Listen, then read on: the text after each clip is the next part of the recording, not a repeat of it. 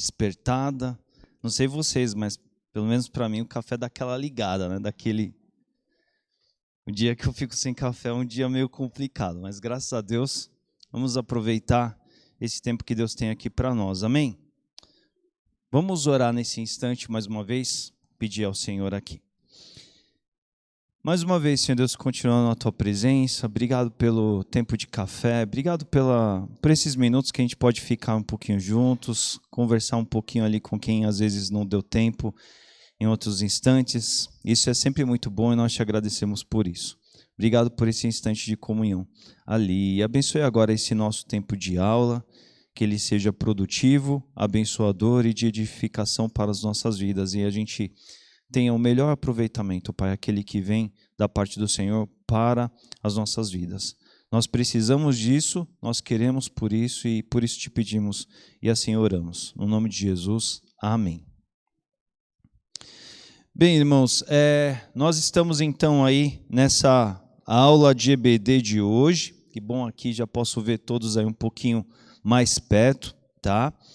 E a gente vai começar então essa primeira aula de EBD de encerramento aí desse nosso semestre, primeiro semestre de 2023. A gente começou a fazer esse perfil de aula de encerramento do turno, né, do semestre, em dezembro do ano passado, quando a gente concluiu o segundo semestre do ano passado. A gente teve ali 3 aulas, né, em novembro, foi em dezembro, e foram muito boas, um tempo especial da gente participar dessa maneira aí. Qual que é a proposta? Tá? A proposta é a gente olhar para os materiais que nós estudamos e tirar uma coletânea, uma ideia resumo, que nem a Sandra falou agora há pouco, de fechamento mesmo, de conclusão daquilo que a gente estudou. Então, nós temos 2 domingos nesse mês de junho que nós faremos isso, vão ser hoje e no próximo domingo, e nós vamos olhar os encerramentos aí do que a classe de jovens estudou, que é essa revista aqui, perfil aprovado, né? E a semana que vem a gente olhará para o tema dos adultos. Mas é um tempo da gente partilhar aqui, compartilhar, né? Entre as turmas, entre as salas, o que a gente teve a oportunidade de ver num apanhado geral. Tá? Então, a gente tem tido esse perfil de tentar estruturar, olhar para a nossa EBD, que a gente está fazendo desde o ano passado. É a ideia de um curso mesmo, na EBD. A gente olha para um semestre no qual, no semestre, a gente estuda um material, a gente tem uma aula de abertura e depois a gente tem aula de encerramento. E entre esses semestres, a gente tem as EBDs de férias. Então, é algo aproximado do que a gente vai ter quando a gente tem cursos semestrais aí de faculdade, né? A gente pegar um tema, esgotar e aproveitar bastante ao longo desse tempo, aí, desse momento, né? E é assim que a gente tem feito desde o ano passado. E aí a gente então chega, né, nessa aula aqui. Algo que foi muito especial para a gente aqui nesse semestre foi o quê? A gente pode se dar conta que a gente teve um tempo especial de pensar sobre discipulado, né? Por quê? Se vocês se recordam bem, a gente teve uma EBD de férias que a gente abriu lá em janeiro e a gente falou sobre plano de vida pensando nessa vida do discípulo de Jesus. Já em janeiro a gente falou sobre isso. Depois, ao longo desse semestre, nas 2 classes, a gente olhou o conteúdo ligado a discipulado, nas 2 classes. Aqui na classe dos adultos, aqui, que se reúne aqui, nós olhamos sobre esse projeto de vida. E na classe dos jovens, perfil aprovado, foi todo um conteúdo olhando para ensinos de Jesus do Sermão do Monte. Então, tudo que tem a ver com o perfil de vida do discípulo, discipulado. E por que isso é bastante interessante para a gente, né? Isso se torna uma grande oportunidade para a gente realmente fazer essa análise crítica de nós mesmos, do quanto a gente tem amadurecido em ser um discípulo de Jesus. Entender o quanto há de bom nisso e o quanto a gente precisa realmente sair diferentes depois de um curso desse. A gente está falando de um semestre todo pensando esse tema. E aí a gente precisa pensar assim, é mais do que uma vida comum, a minha vida precisa transpirar, precisa crescer nessa experiência de ser discípulo de Jesus. Então isso é algo do qual as nossas vidas precisam olhar, observar e aproveitar para si mesmas. Algo que vai ser legal nesses 2 domingos é porque, assim, na aula de hoje a gente vai olhar sobre isso que os jovens estudaram, e o olhar é o quê? Um olhar para o texto bíblico. Mas na semana que vem vai ser um pouco diferente. Por quê? Porque a revista dos adultos, ela olhou figuras atrelando ao discípulo. Então o discípulo ele é um atleta, o discípulo ele é um soldado, e trazendo características do soldado, do atleta, do cidadão e por assim ser, para a figura do discípulo. Então, por um lado ou por um outro, são olhares diferentes para a gente trazer para as nossas vidas. A gente precisa entender, assim, para as nossas vidas. Leandro, eu sou um pastor, mas eu sou um pastor e eu devo ser discípulo de Jesus. Talvez alguns aqui vão dizer assim, olha, eu tenho um ofício público, eu trabalho em meio a um órgão público, mas você é um discípulo de Jesus ali. Não é? E o que é o ser discípulo de Jesus? É viver o que Jesus ensinou nos seus conteúdos, nos seus ensinos. Não é? Então, hoje, a gente vai começar a olhar dessa perspectiva. A gente precisa, quando a gente observa a Bíblia, quando a gente observa o conteúdo bíblico, a gente sempre entender como isso vai trabalhar e fazer diferença nas nossas vidas. Tá? Então, a gente vai começar hoje, mas é importante a gente pensar assim, passamos o semestre estudando sobre discipulado. E como a Sandra provocou e falou, é verdade, a gente precisa entender nossa vida de discípulo, mais e mais a partir do que o tempo passa, a gente tem que tirar esse aproveitamento para as nossas vidas, tá bem? Nós olhamos para esse tema, perfil aprovado, que a gente viu aí no slide anterior, tá?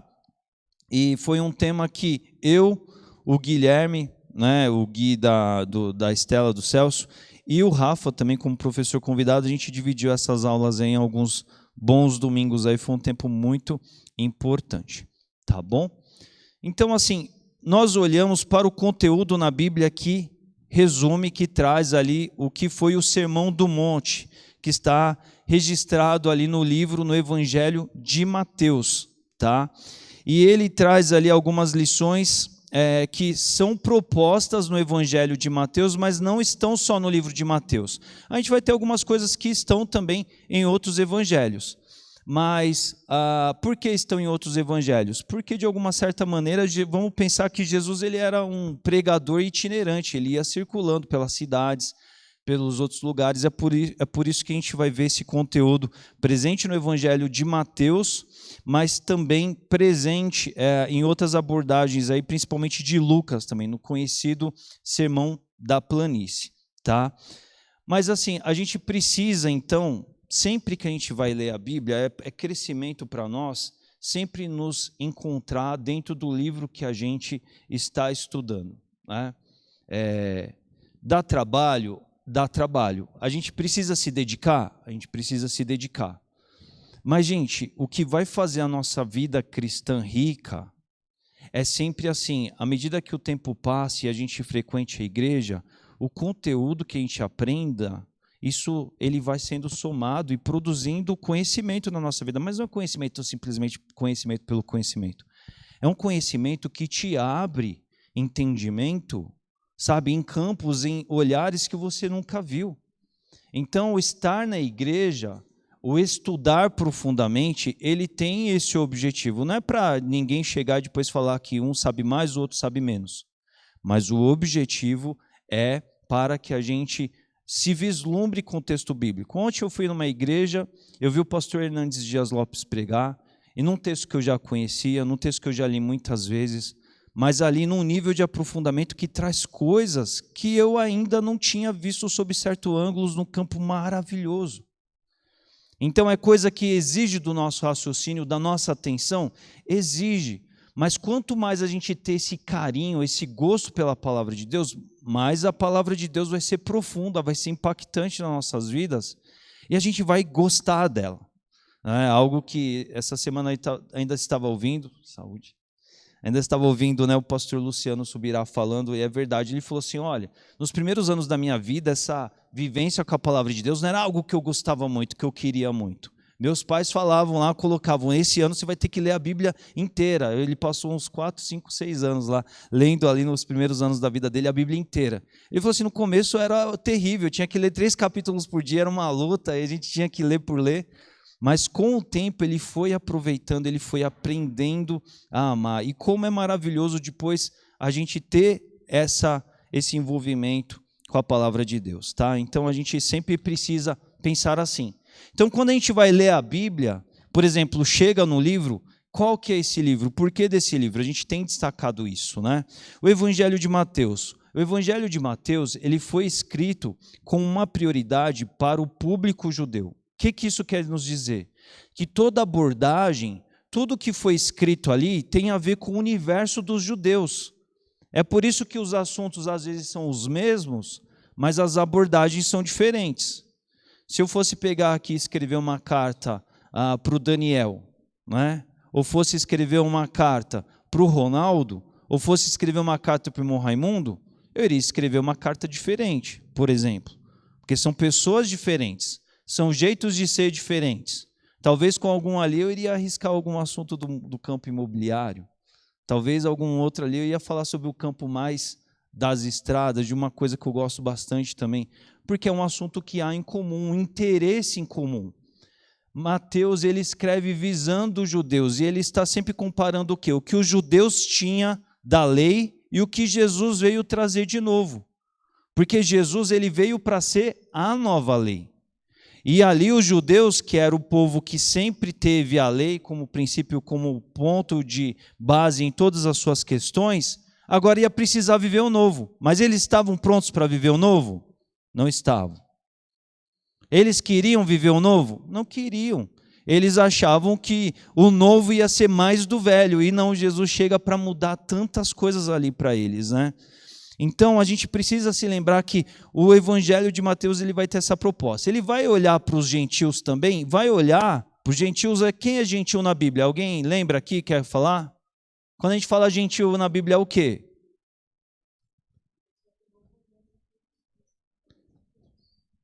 Pode ser também. Quem mais? Depois eu ainda contextualizo. Quem mais? Quem não é judeu é gentil. No tempo de Jesus, lá, você tinha os judeus, e os judeus chamavam de gentil todo aquele que não tinha Jesus. Então, no tempo do Antigo Testamento e até nesse tempo de Jesus, os judeus eram o povo escolhido. O gentil eram os incrédulos, eram aqueles que estavam fora do reino de Deus, não estavam contemplados. Mas a partir de Jesus, é para todo aquele que nele crê. Então, Mateus ele vai falar muito do quê? Do reino dos céus, né? O Lucas vai falar, já falei isso na EBD do ano passado, de férias do ano passado. Lucas ele fala muito do reino de Deus. Mateus ele fala muito do reino dos céus. Por que Mateus fala do reino dos céus? Porque os judeus estavam esperando um novo reino, o novo reino de Davi, que era o reino, vamos dizer assim, dos homens.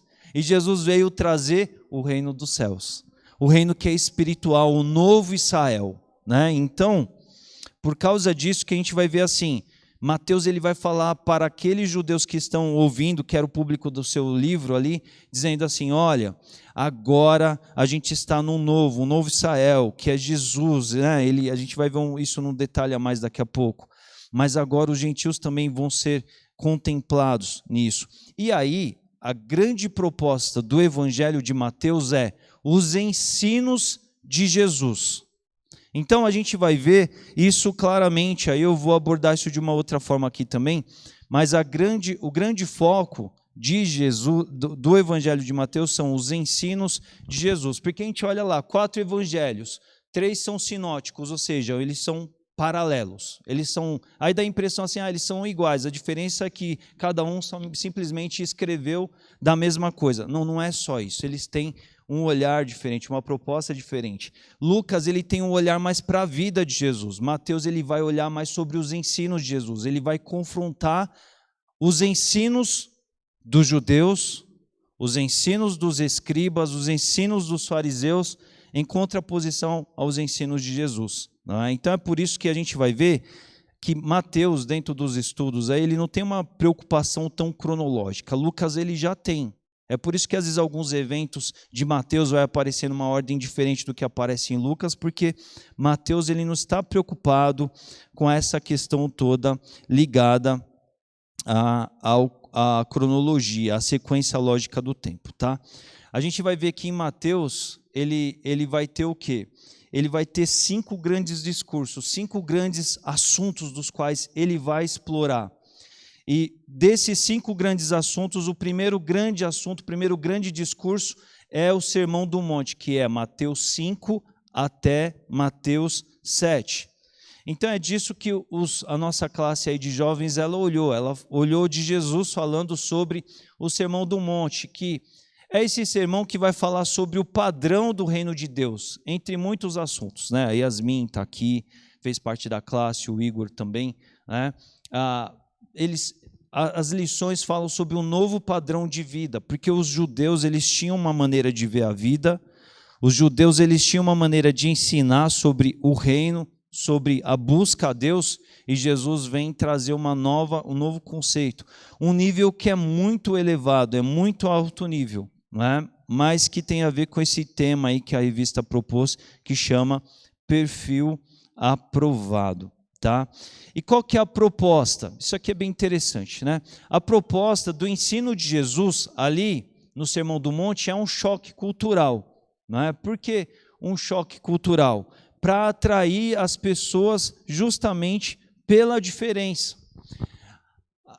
A gente tem um paradigma que é muito conhecido entre as pessoas, no nosso tempo é muito dito, que às vezes assim, é meio que a gente precisa tornar o reino de Deus ou as coisas de Deus meio que parecidas com o do mundo para atrair as pessoas para cá, não é? A gente precisa dar uma reformulada, deixar mais aceitável para que as pessoas que estão lá venham para cá mais facilmente. Essa é uma coisa que nas últimas décadas ela tem sido muito forte nesses tempos mais atuais. As pessoas elas querem que as pessoas venham para a igreja, mas elas querem facilitar um caminho e querem facilitar de uma forma errada, como? Deixando a igreja de uma maneira que assim, é quase igual, não muda quase nada, vem que você só vai mudar um pouquinho assim, mas você vai se sentir em casa. Só que o grande problema é que o evangelho ele não é isso. O evangelho ele não é igual ao que os homens têm, oferecem e produzem. O evangelho ele é ruptura, ele é choque. O evangelho ele é assim, ele é da água para o vinho, é do preto para o branco, fazendo essa ideia de contraste assim. E é o que Jesus está querendo propor no Sermão do Monte. E, gente, é interessante a gente ver isso porque, assim, quando Jesus está ensinando o Sermão do Monte, Jesus nem está falando propriamente aqui, nesse público aqui, nem é para os gentios, para aqueles mais errantes do mundo, vamos dizer assim, né, daquele tempo de Jesus. Jesus estava falando para os judeus. É como assim, Jesus está propondo um choque, um contraste de cultura para a gente que era, vamos dizer assim, aspas, do reino. E Jesus vem e fala assim, só que agora a gente vai mudar tudo isso aqui, porque agora existe um novo propósito, existe um novo reino a ser entendido aqui. E Jesus vem estabelecer essa diferença. Então, isso é muito importante para nós, porque às vezes a gente fica preocupado e com foco em coisas que a gente não deveria ter nem estar. Às vezes a gente quer facilitar o caminho, um caminho que não deve ser facilitado. Não é que a gente não deve querer que as pessoas sejam alcançadas, mas elas precisam ser alcançadas e vir pelo que é correto. Porque é exatamente o tipo de confronto, de decisão que o evangelho vai estabelecer. E se for fora disso, não vai ser genuíno. Essa semana eu ouvi uma outra mensagem muito interessante também, falando sobre a parábola lá, né, do semeador. Um semeador saiu a semear sobre as muitas sementes, por aí vai. Né? E a gente vê que existe toda uma construção ligada ao quê?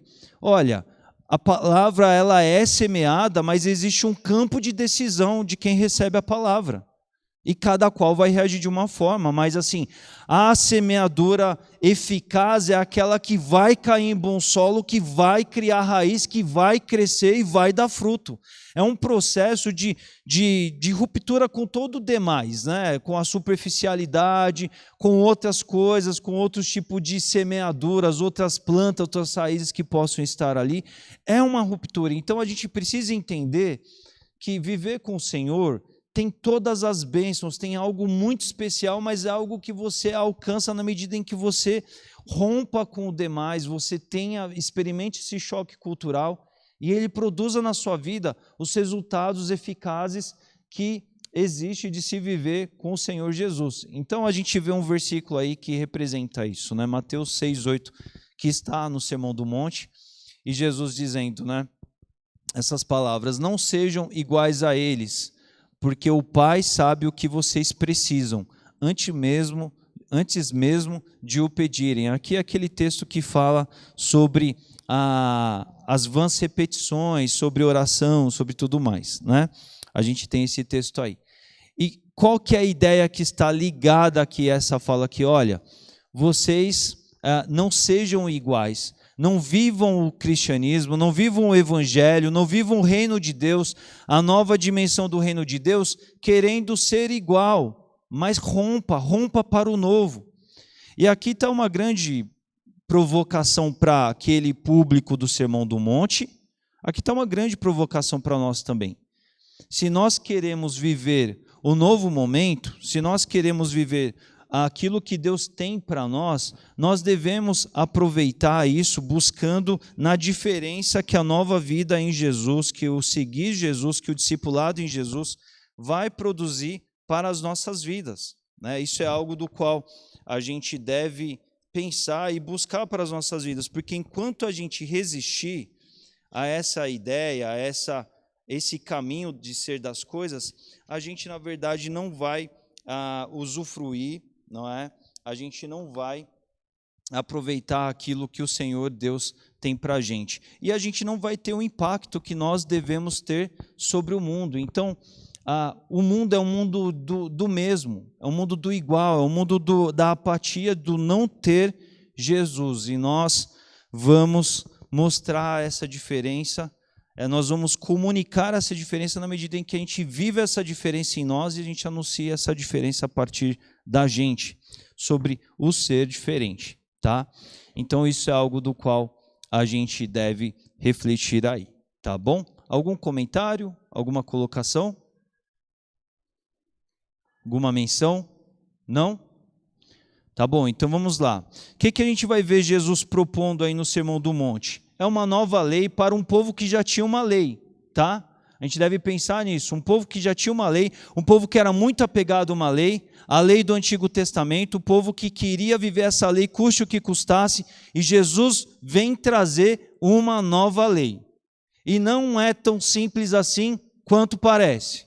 Por que, pastor, não é tão simples assim quanto parece? O pessoal que dá aula na IBD sabe disso. A boa parte das cartas que a gente vai ter no Novo Testamento vai mostrar o quê? Que o grande desafio do primeiro século é o quê? É judeus que não querem romper com o velho. É judeus que querem judaizar os gentios. A gente vai ter que aceitar os gentios, vem os gentios. Só que vocês vão ter que se tornar judeus. E ali é o grande embate de Paulo com eles, dizendo assim, não, acabou, superou, Cristo é a nova aliança, Cristo é o novo momento, Cristo, ele é a nova lei. Então a gente vai ter carta no Novo Testamento que vai falar só sobre isso, por exemplo, né? A carta aos Gálatas, Hebreus é uma carta também que vai falar muito sobre esse tipo de conteúdo, de falar sobre essa contraposição que era a antiga lei e o que Cristo representa agora. Então, foi uma ruptura muito radical que os judeus precisaram viver e isso se aplicava ao modo de vida. A gente vai ver nos outros detalhes aí, né? Então, a nova lei não é trazendo o quê? Conceitos do reino com instrução aos herdeiros do reino. Lembram que o Sermão do Monte começam com o quê? Começa com as bem-aventuranças. E a grande frase que a gente vai ver terminando as bem-aventuranças é aquele que diz, porque deles é o reino de Deus, não é? Esse tipo de frase, né? Pois deles é o reino de Deus, pois eles receberão a terra por herança, pois serão satisfeitos, obterão misericórdia, pois verão a Deus, pois eles serão chamados filhos de Deus, pois deles é o reino dos céus. Ou seja, essa menção de que vem um novo reino, que é o reino prometido ao povo de Deus, vindo na pessoa do Messias. Jesus era o Messias, mas é um reino espiritual, não é um reino que tenha mais a ver com aquela linhagem humana lá de Davi, Salomão, e que vai continuar a mesma história do Antigo Testamento, conforme a antiga lei e tudo mais, mas existe toda uma porção do novo aí, colocada para aquele povo. Então é uma nova lei sobre um novo legislador. Os judeus adoravam falar de quem? De Moisés. Moisés era o top para a lei, para tudo mais, porque foi Moisés que foi aquele que esteve com Deus, que recebeu as tábuas da lei, não é? Foi Moisés que viveu todo esse momento, instituiu sobre a nação de Israel e se tornou a grande referência, mas agora tinha que ser Jesus, e os judeus tinham esse grande embate, não é? E tudo isso pensando aí no novo Israel, que mirava as multidões. A gente vê isso aí, tá? Então, é disso tudo que o Sermão do Monte ele vai falar. Ele vai falar sobre a vida do reino para os seus discípulos.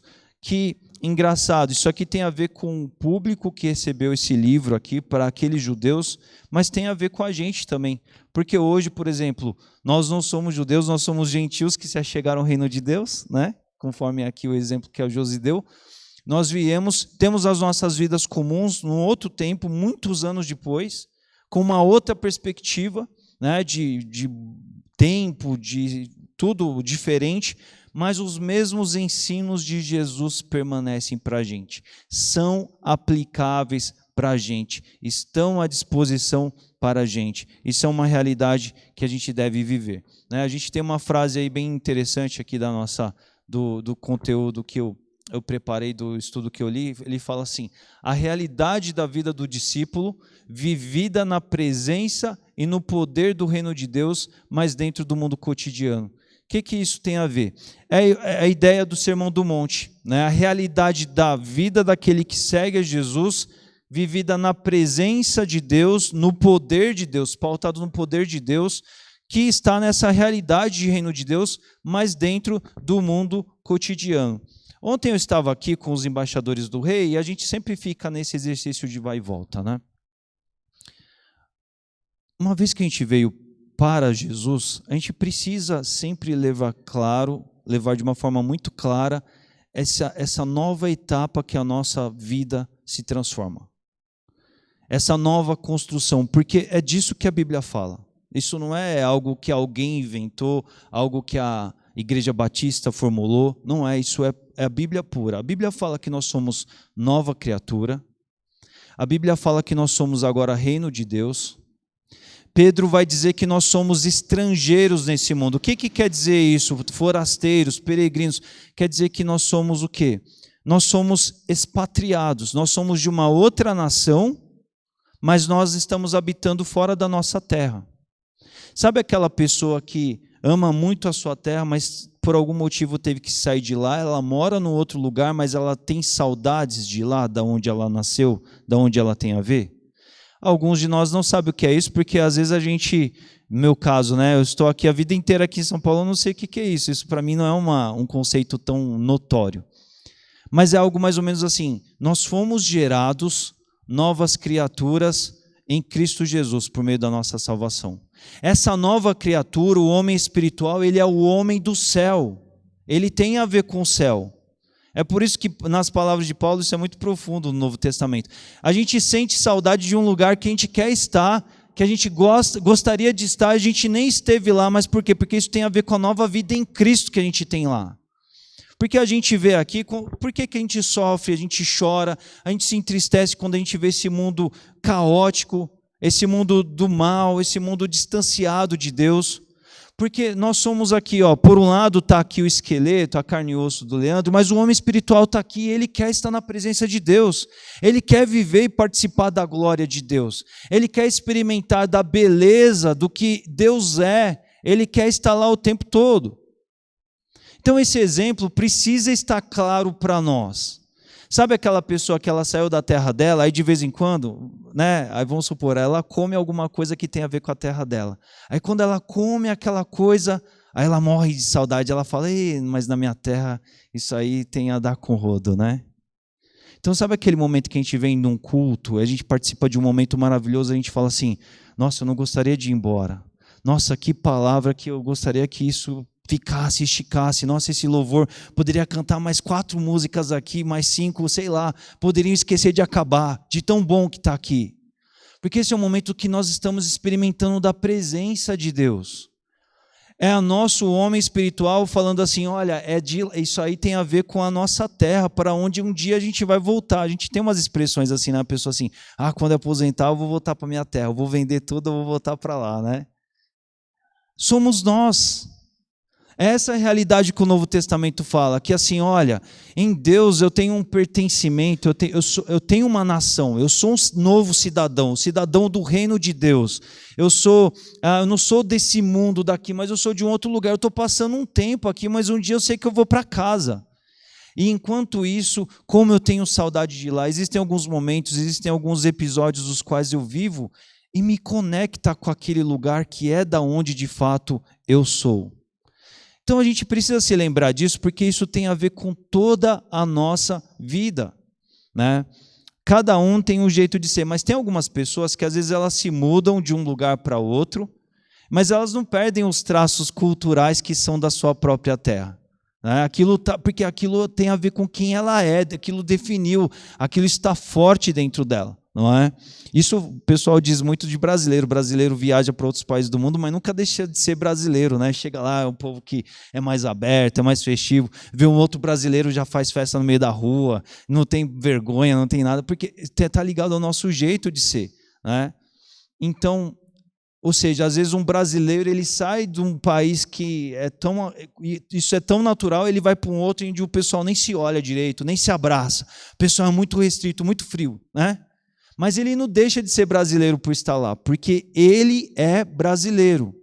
A gente precisa entender isso, que a nossa nova criatura, o nosso homem espiritual, ele é do reino de Deus. É por isso que quando a gente encontra um crente firme no Senhor, a gente conversou um pouco, daqui a pouco a gente já está em casa com ele, porque ele é irmão, ele é da pátria, ele é gerado do mesmo lugar de onde nós somos gerados do reino de Deus. O homem espiritual dele, o meu, o seu, é do mesmo lugar. Então ele se sente em casa quando ele conversa com um conterrâneo, né, com um compatriota. Não é? Só que ele está numa realidade que ele ainda, por motivos e razões, ele ainda está participando de uma vida ali que é cotidiana, é um dia a dia momentâneo, mas um dia ele vai viver para lá. Então, falar no Novo Testamento, a mensagem do Novo Testamento é essa mensagem de que a gente está aqui passando por um período, mas a gente é de um outro lugar, um lugar do qual a gente ainda vai voltar. Quando a Bíblia fala sobre esses conceitos do reino de Deus, do reino dos céus, não está divagando uma coisa perdida no espaço, uma coisa distante de nós, mas está falando de algo que transforma nossas vidas, redefine as nossas vidas, nos redireciona, um novo jeito de ser e enxergar a vida. E essa vida pautada no homem espiritual que quer viver com Deus, que quer caminhar com Deus, né? Então, por isso que ele vive, né, dentro de um mundo normal, cotidiano aqui, mas ele sabe que ele tem uma outra experiência, um outro existir que tem a ver com a história dele. Tá bem? Algum comentário, alguma colocação? Diga, Anali.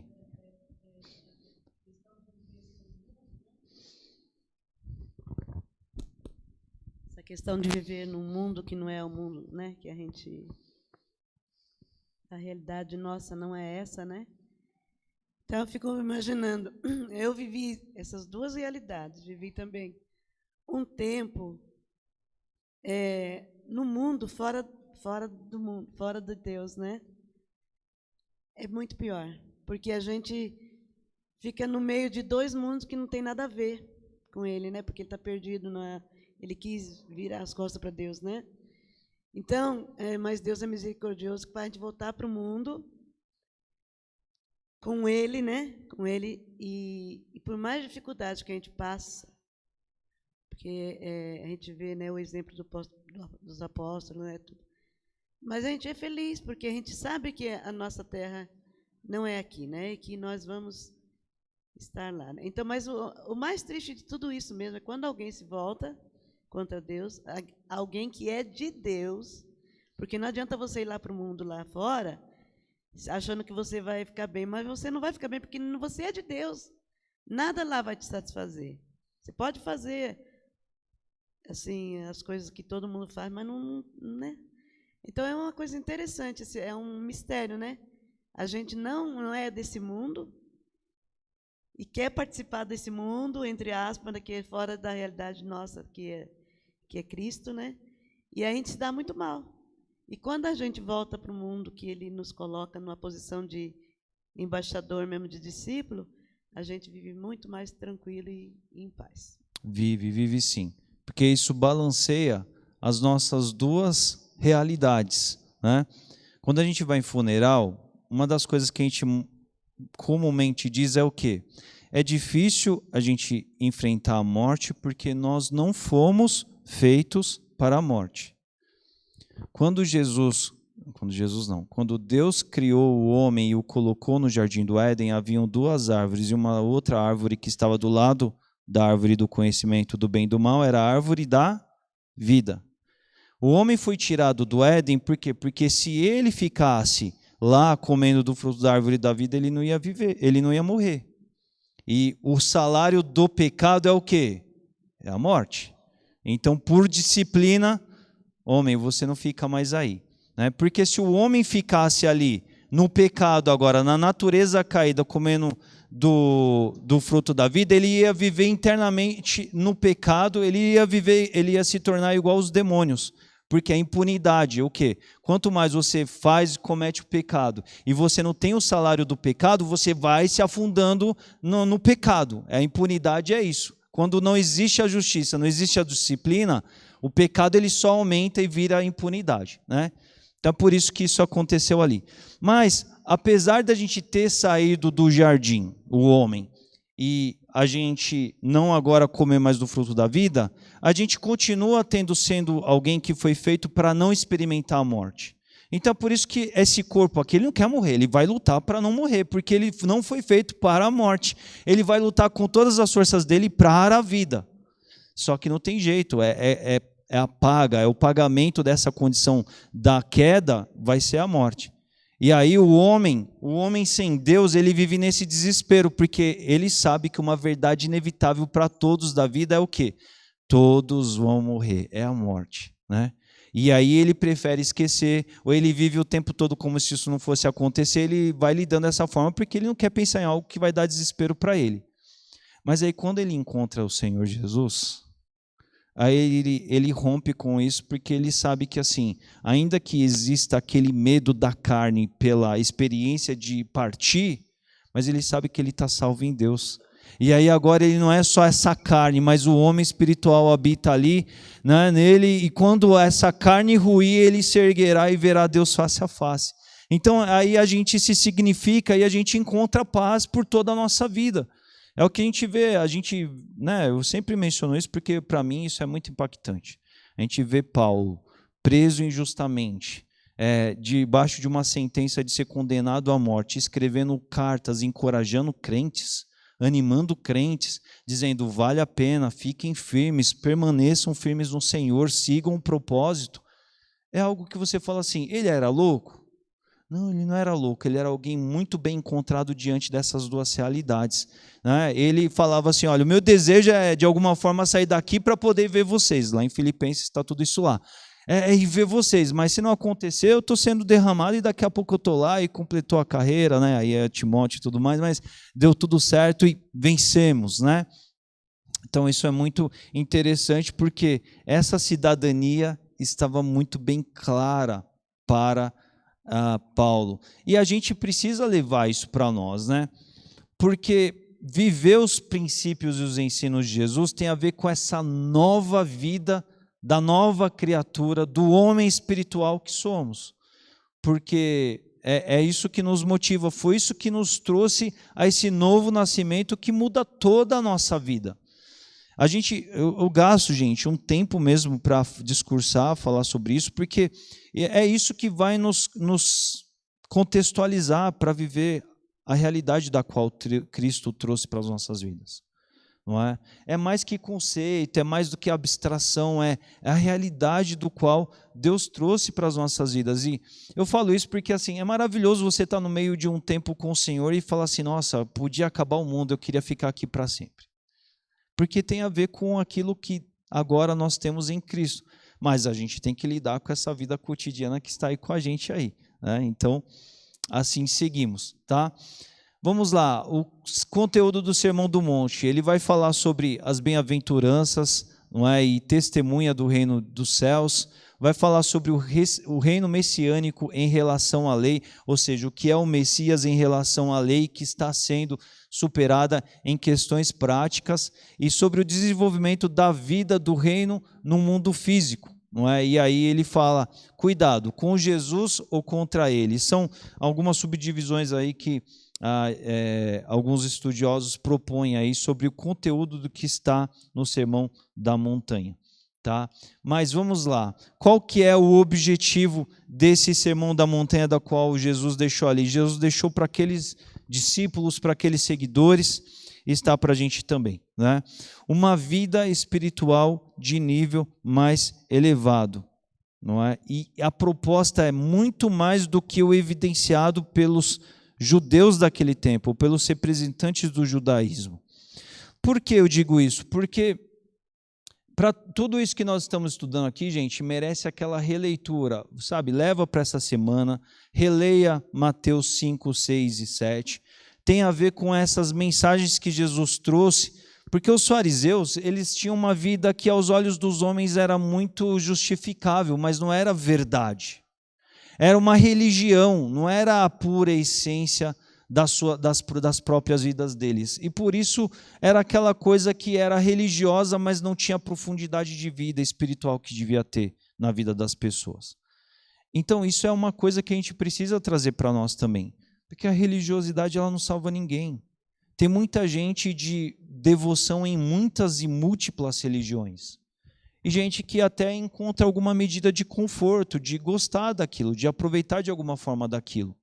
Mas isso não produz, isso não leva à salvação, né? O que leva à salvação de fato é encontrar com o Senhor Jesus, e aí pela essência o fruto virá, né? O resultado virá de uma nova vida, porque tudo isso vem dessa vida que a gente vive, que a gente recebeu do Senhor Jesus. É por isso que assim, o nível ele é elevado, né? Aquilo que Jesus ensina, ele é superior, mas é superior por quê? Porque ele é do cidadão do reino dos céus, ele não é do homem comum, ele não tem a ver com a religião, ele tem a ver com o padrão de Deus. É por isso que Jesus ele chama o nível para cima assim mesmo, e é isso que deve haver para todos nós. A gente tem uma menção aí também desse conteúdo do Sermão da Montanha, né? Mateus 5,20, Jesus dizendo assim, olha, eu digo a vocês que se a justiça de vocês não for muito superior à dos fariseus e mestres da lei, de modo nenhum entrarão no reino dos céus.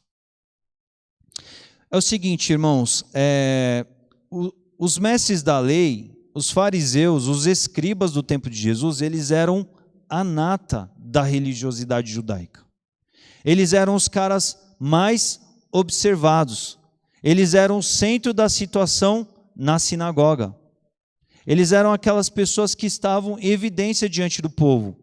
Eles tinham uma imagem muito conceituada diante do povo. Mas Jesus, e Mateus vai nos mostrar isso, Jesus olhava para eles, e Jesus não olhava só a imagem deles que as pessoas de uma forma comum viam, mas Jesus enxergava o coração que estava por trás da imagem deles.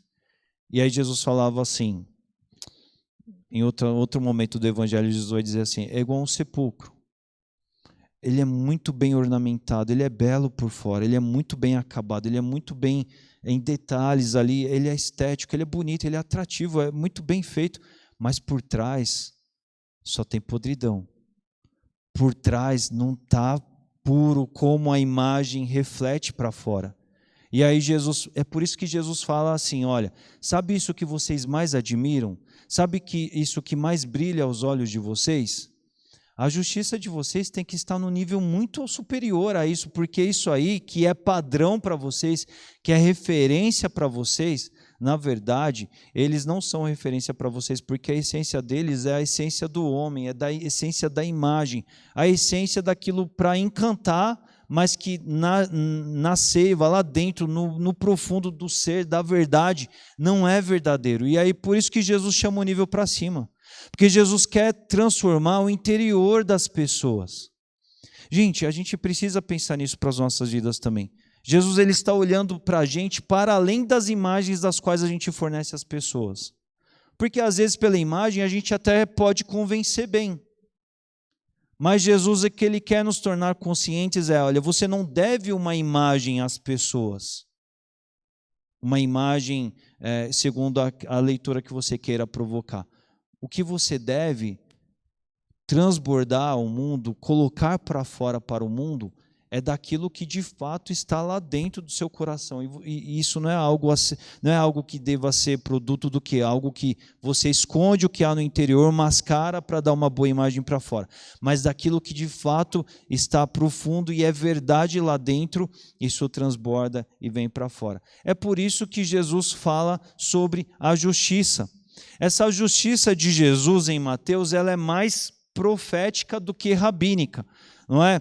Os fariseus, os mestres da lei, os escribas, eles estudavam a história do judaísmo. Eles tinham o conteúdo do Antigo Testamento, mas eles tinham os comentários dos rabinos sobre o Antigo Testamento. Hoje a gente encontra muitos comentários bíblicos que são materiais adicionais à Bíblia, que comentam a Bíblia. Naquele tempo já haviam rabinos de renome que faziam comentários e eles queriam dizer assim, olha, a verdade sobre esse texto, a verdade sobre esse escrito é essa aqui, e colocavam ali tudo mais. Era uma verdade, não é? Era uma justiça pautada sobre o critério de homens. E aí outros homens olhavam esse conteúdo e falavam assim, está aqui, vamos trabalhar nessa linha, vamos seguir isso aqui. Só que eles estavam preocupados com a imagem, com o para fora. E eles se esqueciam da essência. Isso é algo do qual a gente deve trazer para nós, porque Deus está enxergando o nosso interior o tempo todo. Não adianta a gente, aquele ditado antigo, por fora ser bela viola, por dentro ser pão bolorento. Porque Deus ele está enxergando o que a gente é lá dentro. É por isso que nessa manhã, tanto a Grazi orando quanto a Sandra disseram, a gente vem para a escola bíblica dominical, a gente vem para o conteúdo bíblico, eu falei na mensagem, é muito cômodo a gente falar assim, olha, o mal está ali fora, numa dada religião que eles são satanistas, eles cultuam o diabo. Isso é fácil, isso é confortável. A gente dizer, olha, aqueles ali não querem nada com Deus, eles não creem em Deus, eles são pelo mal. Isso é fácil. Mas o que Jesus está querendo nos provocar o tempo todo olha para dentro do seu interior e procura aquilo que não obedece a Deus, porque ali há uma expressão do mal que deve ser arrancada do seu coração. Porque está exposto aos olhos de Deus, não é? E é esse padrão elevado da justiça de Deus, não é uma justiça segundo os homens, não é? Então é por isso que os comentaristas, eles falam, alguns disseram até em alguns momentos da história, nossa, isso aqui é um padrão muito elevado. Será que Jesus trouxe isso e Jesus estava falando para os homens desse tempo? Será que Jesus estava falando para os homens do milênio lá que Apocalipse 20 menciona? Vai ser uma época de paz na terra, a coisa vai melhorar muito, então é para aquele momento que vai ser vivido ali, não é? Mas tem muitos conteúdos, a gente vai ver que não, o conteúdo do Sermão da Montanha é para o nosso tempo, é para a nossa época, não é? E o grande desafio que ele retrata é exatamente esse de a gente transformar o nosso caráter segundo o caráter absoluto da perfeição moral de Deus, porque é isso que a Bíblia nos chama. Falei aqui hoje pela manhã. A Bíblia fala assim, olha, observem o Pai de vocês e vocês devem ser como Ele. Se Ele é bondoso, vocês devem viver a bondade. Se Ele produz e põe bondade para fora, não é? Ele faz surgir o sol sobre os bons, sobre os ruins, sobre os maus. Ele distribui, Ele sustenta o mundo, Ele dá oportunidades, Ele dá chances. Se Ele é pura bondade de si mesmo, nós devemos viver isso para as nossas vidas também. É por isso que é no Sermão da Montanha aqui, que Ele vai falar para a gente ser sal da terra e luz do mundo. Ele vai falar sobre a gente dar outra face, sobre a gente não praticar a vingança, sobre a gente cumprir um novo padrão da lei de Deus e ter, enfim, os bons frutos, não é? Estabelecer a casa sobre a rocha, sobre a porta estreita que nós devemos enfrentar, lutar, buscar para as nossas vidas, mas que condiga com a vontade de Deus. E em meio a tudo isso, a gente realmente viver a justiça clara que vem do reino de Deus para as nossas vidas, que nos faz de fato pertencer a esse reino de Deus. Algo que é interessante e que é confrontador, porque a gente lê, esse é daqueles textos na Bíblia que a gente lê e em partes assim, dá aquela desanimada, mas ao mesmo tempo que dá uma desanimada, a gente deve se motivar, se inspirar, porque é dessas coisas elevadas que nós somos chamados a viver. Elas podem ser superadas na medida em que a gente se comprometa com o nosso homem espiritual e a gente mortifique o homem carnal, as obras da carne. A gente fale assim, eu vou viver isso. Mas como a gente vive isso? Não é preocupado com a imagem que vai para fora, mas é se colocando, não é, com o coração quebrantado em dizer, Senhor, leve a gente por esse caminho de te obedecer. É importante a gente pensar que essa justiça, a nossa justiça humana e falha, ela é ruim, ela é mal, ela é imperfeita, ela é parcial. Mas aí é por isso que, mais uma vez aqui, na ocasião desses ensinos, a gente vê o chamado para a gente viver a justiça que é dada, que é colocada por Jesus para as nossas vidas. De uma vez deles, uma vez salvos e sendo feitos, né, filhos de Deus, a gente viver agora segundo esse padrão, segundo essa métrica. Não é? Então, isso é algo do qual a gente deve viver, a gente deve buscar, a gente deve produzir como resposta de uma vida que está querendo viver nessa realidade o tempo todo. É desafiador, mas é um quebrantamento contínuo. A Sandra falou aqui hoje cedo sobre Maria, é esse coração que a gente deve ter diante do Senhor o tempo todo, porque esse coração de falar assim, Senhor, eu tenho a vida inteira para me dedicar a isso, de tão elevado que isso é. Mas quando a gente se coloca, quando a gente se dispõe, a grande obra de Deus ela acontece e a gente vai vivendo isso e isso nos alegra, isso nos anima, isso nos motiva na medida em que a gente vive daquilo que nós fomos feitos para viver e essa justiça de Deus ela alegra os nossos corações também, ela ressignifica as nossas vidas também. O fim aqui do capítulo é bem interessante, ele diz assim, fim do Sermão do Monte, ele vai dizer assim para a gente, quando Jesus acabou de dizer essas coisas, quando Jesus acabou de dar esse grande conteúdo aqui para os discípulos sobre o Sermão do Monte, as multidões estavam maravilhadas com o seu ensino, porque ele as ensinava como quem tem autoridade e não como os mestres da lei. E aqui eu encerro falando e mostrando isso, gente. No tempo do Sermão do Monte aqui, o povo se maravilhou de ouvir Jesus e de perceber o que Jesus ensinou. E por que eles se maravilhavam? Por que eles se maravilharam, né? Porque, de alguma forma, eles viram Jesus dizendo, e eles percebiam que enquanto eles estavam com Jesus, enquanto eles estavam percebendo Jesus, eles viam que Jesus ensinava sobre aquilo e Jesus vivia sobre aquilo também. Então eles tinham autoridade. Não eram como os mestres da lei. Os mestres da lei tinham muito discurso, muito papo, muita fala, mas a vida cotidiana deles não mostrava a grandeza do que eles ensinavam. Então lá na sala dos jovens a gente até conversou bastante sobre isso, principalmente na última aula, que foi a semana passada, a gente falando sobre isso, dizendo assim, o mundo está de olho na gente. A gente pode ter as melhores palavras, vai vir o sinal, hein? Né? A gente pode ter as melhores palavras, mas o nosso exemplo, bom ou ruim, bom ou mal, melhor, ele está sendo observado, né? E às vezes a gente acha assim, né? Voltando a um ponto que a gente comentou agora há pouco. Às vezes muitas pessoas acham que assim, o grande problema, o grande desafio do cristianismo, o grande embate do cristianismo é porque ele é muito diferente, ele é muito difícil, então isso não atrai as pessoas, logo vamos facilitar. Então essa é uma filosofia que muitos aplicam, né? Não, as pessoas não vêm, não é porque a mensagem ela é muito difícil.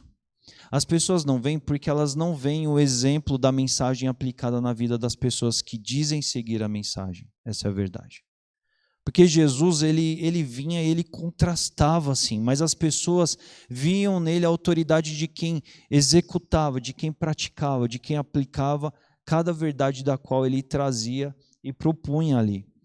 E esse é o nosso grande desafio, porque quando a gente se propõe a discursar e a falar de coisas muito elevadas, um padrão tão elevado como esse, vai chamar atenção. Que as pessoas vão parar e vão pensar assim, nossa, aquela pessoa ali está falando de algo muito elevado, deixa eu ver se é verdade mesmo. Não é?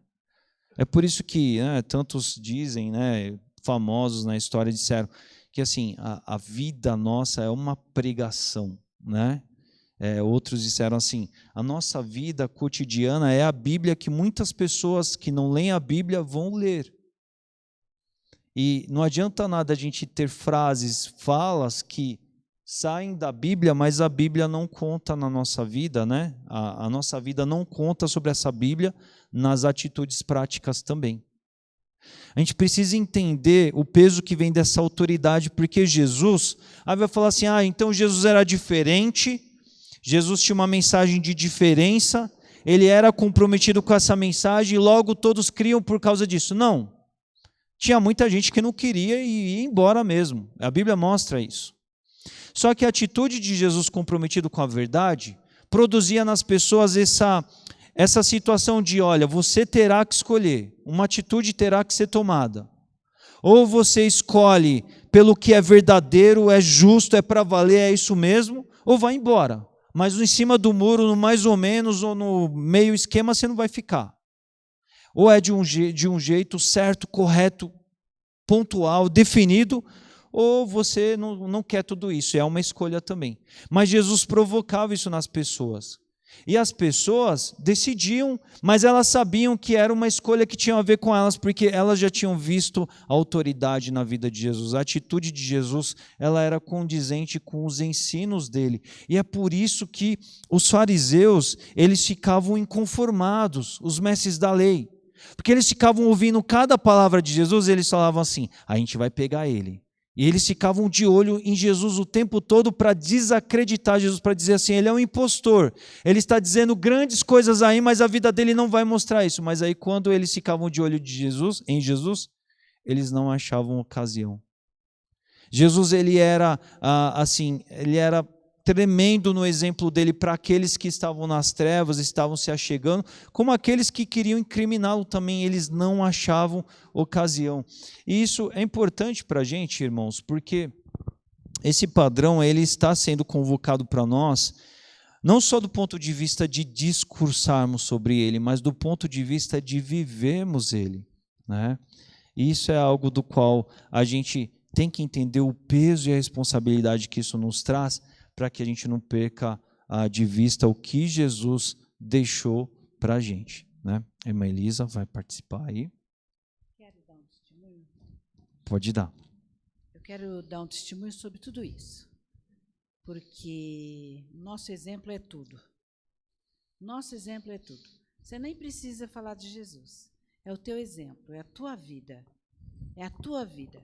Começando do teu lar, da tua casa, da tua família e a sua vida no cotidiano. O meu marido foi colocar 2 óleos na caminhonete e ele foi lá e colocou um óleo todo e pediu mais um, tá? E a menina trouxe.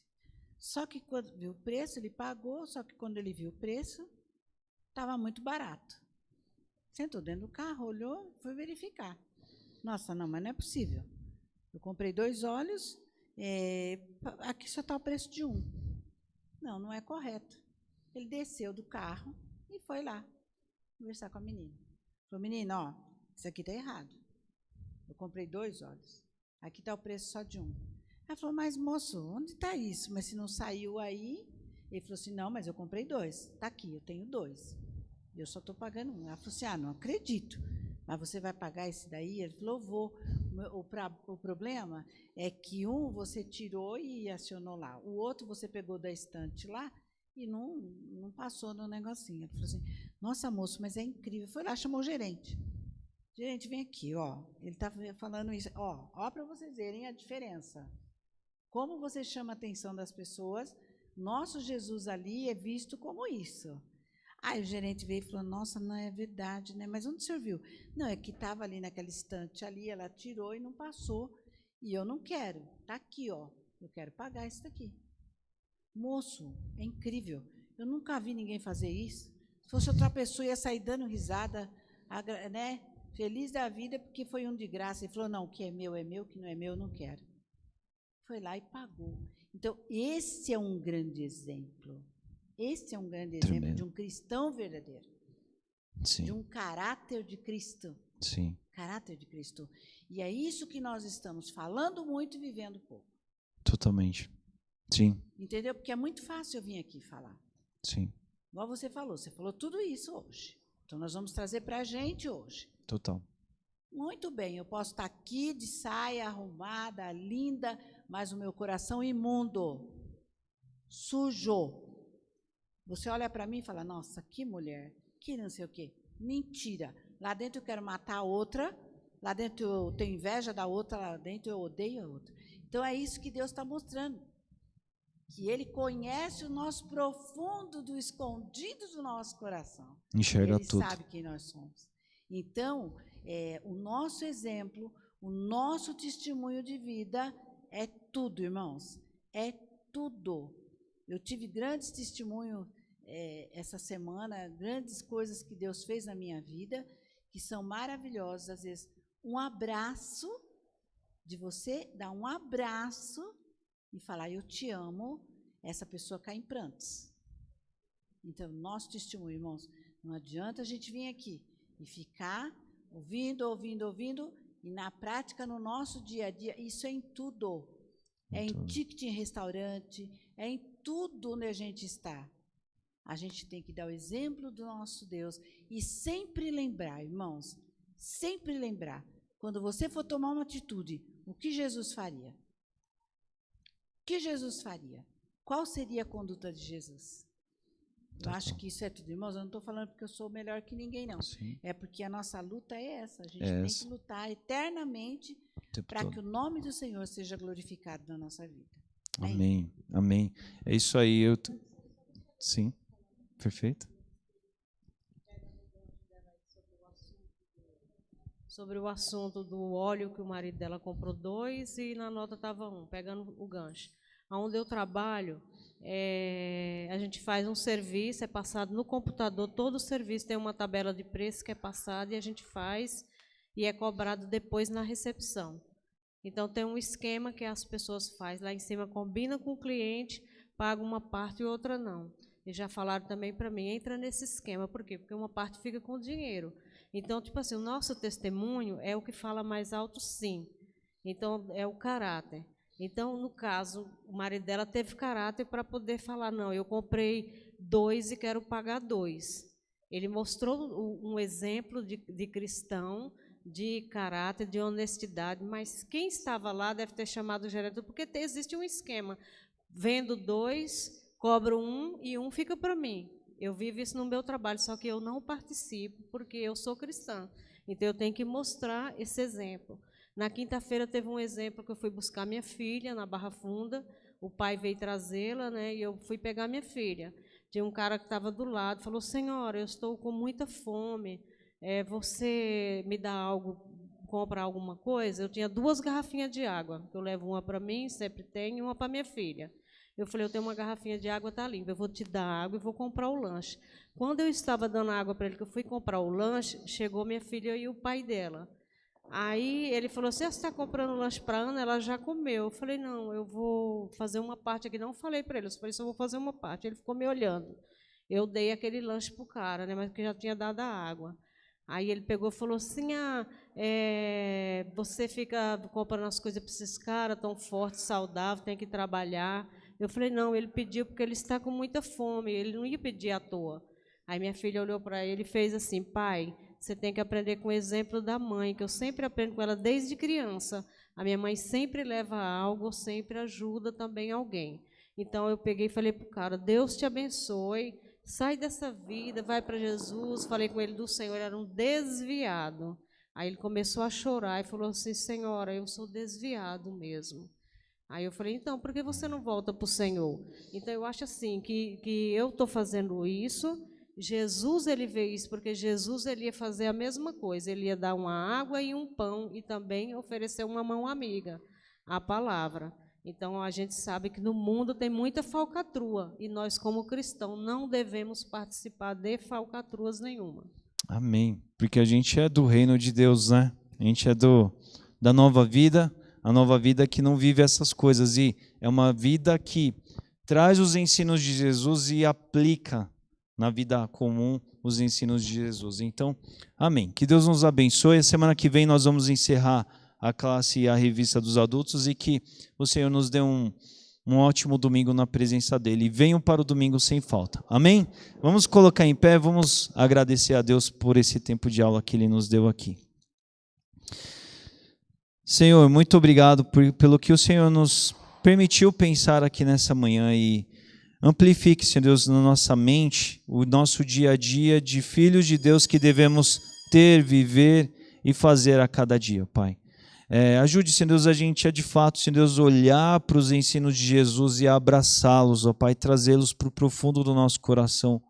Ajude a gente, ó Pai, o tempo todo vivemos, ó Pai, essa nova vida, esse cidadão, ó Pai, do céu que somos, cidadãos do reino, para vivermos esses princípios do reino o tempo todo, ó Pai, querendo estar na Tua presença, para aproveitar aquilo que só recebemos do Senhor, para aplicarmos e assim mostrarmos para o mundo a diferença que é ó Pai, de sermos nova criatura, de termos obras da luz, obras da justiça, não porque isso tenha que ver com uma imagem que a gente queira provocar, mas porque a gente tem obras de justiça, porque o nosso interior foi preenchido, Pai, pelo sol da justiça, e nós só refletimos, Senhor Deus, daquilo que participamos, daquilo que recebemos do Senhor. Então que assim seja nas nossas vidas, que esses ensinos do Sermão do Monte, ó Pai, eles possam, Senhor Deus, crescerem, amplificarem, e estarem sempre presentes nas nossas vidas também. Eles são desafiadores, Pai, sim, eles são elevados, mas que assim como a Tua palavra diz, que o justo se alegra na justiça, que a gente se alegre, ó Pai, no padrão elevado, que a gente busque pelo padrão elevado da moral do Senhor, e assim a gente mostre o que é ter Jesus de verdade, ó Pai, nas suas vidas, por meio das nossas palavras e das nossas ações. Esteja conosco, abençoe o nosso domingo e nos dê ótimos tempos na Tua presença. É assim que nós oramos de coração. No nome santo de Jesus, amém.